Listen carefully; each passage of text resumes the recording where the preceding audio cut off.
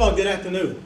I'm Dayton Joe. Mayor Jeff Mims, and I'm joined by my colleagues. All right, that's it, thanks.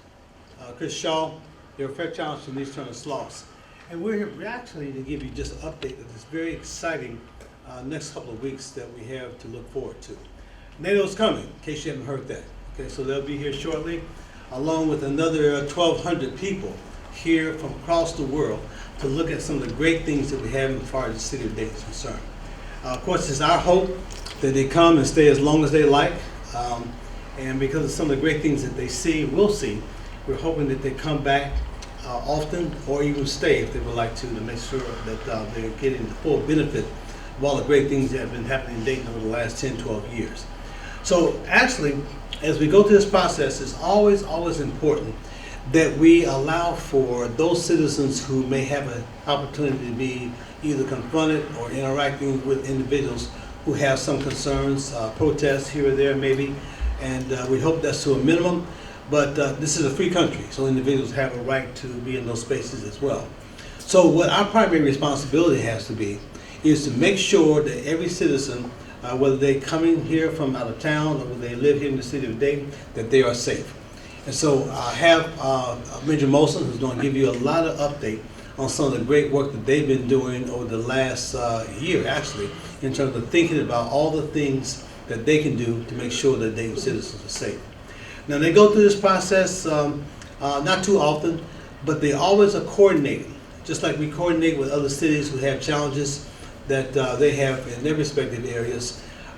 We have been partners with them as well. So a lot of police who are not here in the city of Dayton are always partnering with us because that's one of the main goals of their life and their functions as well. So right now, Major Molson, and he will have a bunch of answers for you with a bunch of questions that you have. And if not, he'll make something up. All right? So here we are. Thank you. Thank you, Mayor. Appreciate you, sir. Good afternoon, everyone. I'm Major Chris Molson with the Dayton Police Department. I'm the commander of the Community Services Division. And I was notified last fall by Congressman Turner's office that NATO would be coming and coming to our great city on Memorial Day weekend. So that has become my life and my team's life since then, is planning and working through this event. Some of the things in the background we'll put up, the commissioner, city manager's office, when all this came down, we talked. And one of the things we were looking at is trying to find a balance between security and the citizens and the businesses and the residents within Dayton.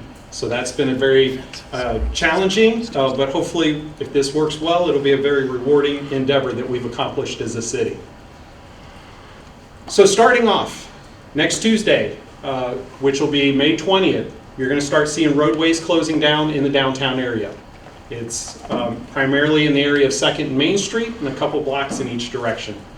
So those roadways will start closing down on Tuesday, and then it'll continue through Wednesday until Wednesday night we'll have the final area completely closed down. This is going to include road closures as well as pedestrian fence closures in the area.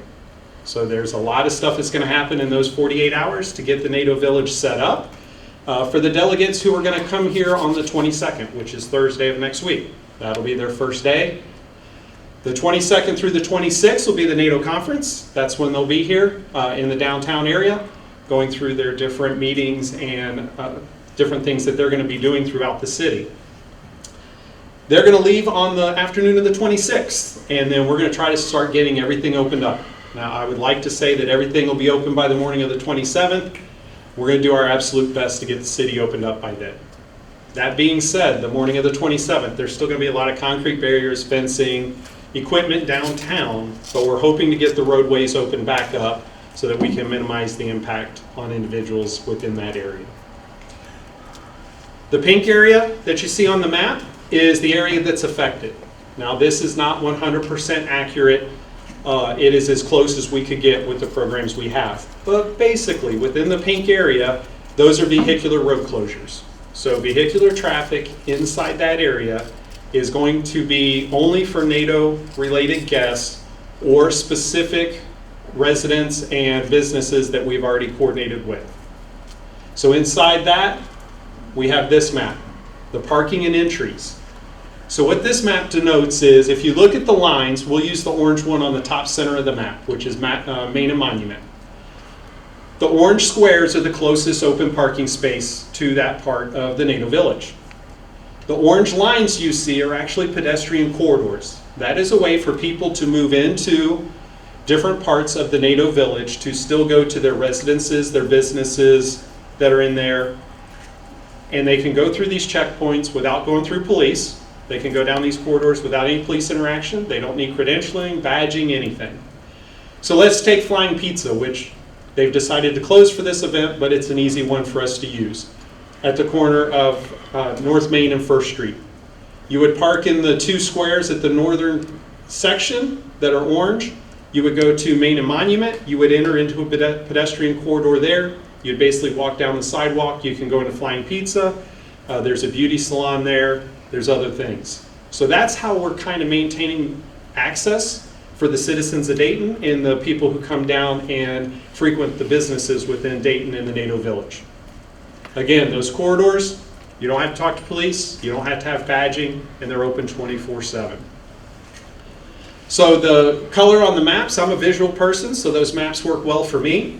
We also broke it down by address and address point. So if you're trying to get to, let's say, 230 North Main Street, as you can see on the top left of the slide, you would go to North Main and Monument, you would enter a pedestrian corridor there, and you could walk through that corridor to 230 North Main Street. This is all available online, so you can look up the different addresses or the map and get to where you need to go during this event. So UAVs, drones, have become a big thing, and a lot of people use them. And use them for different things, advertising, all that. We're going to be putting in a restriction around the NATO Village. Now, if you have a business or a company that normally flies drones, let's say for advertising, or you take pictures of the fountains and those things, on the 23rd through the 26th, you're not going to be able to fly within the downtown region. All right, that is for safety and security of the NATO Village and the NATO delegates that are coming in. If you're a company, let's say a utility company or something like that that has an emergency, you can get with the police department and we will work through any issues. But if it's non-emergency type flying, it's not going to be approved within this area. Just so everybody knows, we've reached out to all the hospitals, all the care flights, all the airports around us. We've notified everybody of this, so it will not hamper their operations during this time frame. So road closures. As I said, that pink map in the beginning is pretty much no traffic except NATO traffic. This is another visual that will show you the exact roads and the blocks of the roads that are going to be closed off during the NATO event. These are the ones that are going to start closing off on May 20th and will be finalized on the 21st, and they will stay closed through the morning of the 27th. This map and these road closures are going to be sent to Google Maps, Waze, and all the different online programs. So if we have people from out of area trying to get through this event, as they put them in their GPS, it will automatically reroute them. We're also going to have message boards up to let people know they're coming up on a detour, and we've also mapped out the best detour routes for people to get around. For example, if you're trying to go from Main Street from south to north, you're going to go north on Patterson to Riverside Drive. Once you get across the river, you can hop on East Babbitt, get back over to Main Street. From north to south, you're actually going to be able to go southbound on Main to Monument. You're going to go turn right or go westbound on Monument, and then you'll be able to work your way around NATO Village to get into the downtown. And you can see that depicted on the map right there. So we have these for all of them. The signboards will be pushed out at different areas, Main and Lincoln, Patterson and First, Riverside, Babbitt, to let people know that they're coming up on road closures and also how to get around those road closures. These signs will go up early next week. They'll go up ahead of time from the road closures so people will get used to them and start working on alternate ways to get around the footprint.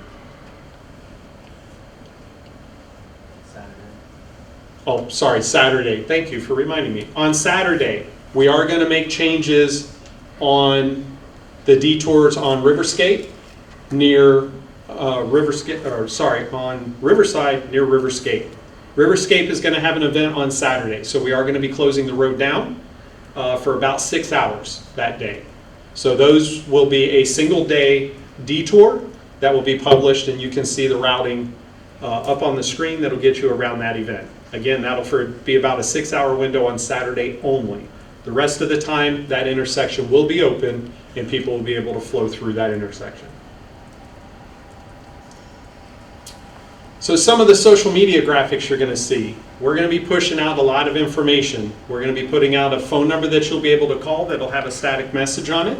We're also going to be using social media to put out different alerts and different information to people as the event goes along. As you can see on the screen, this is some renditions of what the graphics will look like. They'll let you know what the event is, what type of level it is, and then there'll be further details that'll come along following that message to let you know what to do, or just giving you the information so you can make decisions on whether or not you wish to be in the downtown area or not. So those will be pushed out as needed. There's not going to be like a set schedule every 2 hours, because if nothing's going on, then no news is good news. If there is something going on, then you will get the alerts pushed out, and we will be releasing those before the event, so you'll know the different ways you can get in contact and find out information. One of the things I do ask is to use the number to call. Please do not call dispatch, 911, those numbers. They're not going to have the information. This is being run by the Dayton Police Department through our command center in the city of Dayton. The best number to get information will be the 937-333 NATO, which is 6286. And with that, I can open it up to questions.